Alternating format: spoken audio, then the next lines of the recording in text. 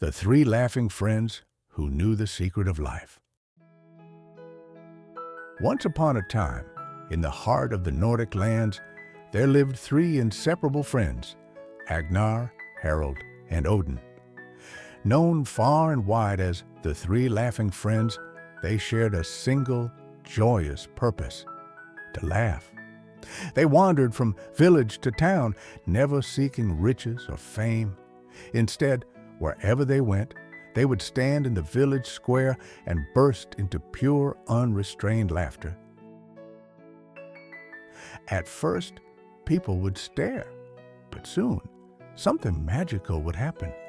Passers-by and villagers alike couldn't help but smile, then chuckle, until laughter rippled through the entire town like a rising tide. And once the village was echoing with joy, the three friends would move on, leaving behind only happiness in their wake. Their laughter was their prayer. They spoke no words, delivered no sermons. Yet, through their mirth, they created a sacred space, one filled with lightness, connection, and unspoken wisdom.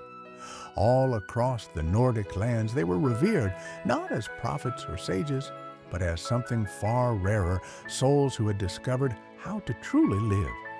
Their message, though never spoken, was deeply felt. Life is a gift, and laughter is how we unwrap it.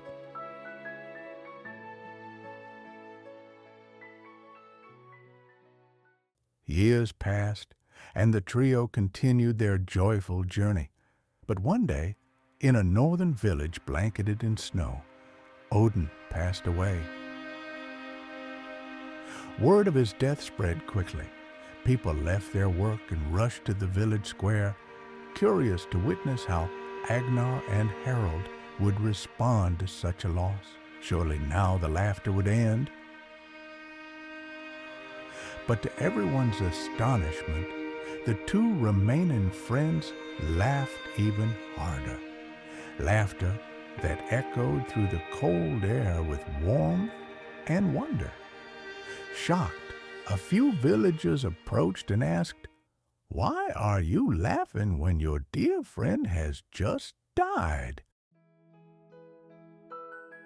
For the first time, Agnar and Harald spoke. "Yesterday on the way here," Agnar explained with a twinkle in his eye, "Odin made a bet with us. He said he'd be the first to go. And now the old rascal has won.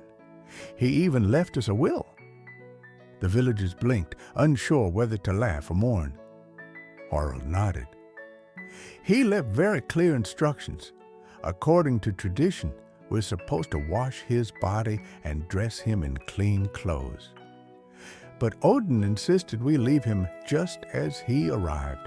He said the world's dirt had never touched him, and that his laughter kept him untouched by all sorrow."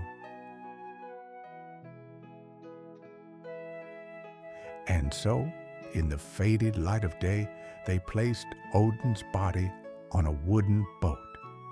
He wore the same clothes he had arrived in, clothes that carried no burden of sorrow or regret. Harald lit the fire, and the boat drifted into the water. Then, as flames embraced the vessel, the sky erupted. Fireworks of every color exploded into the night, painting the heavens in celebration.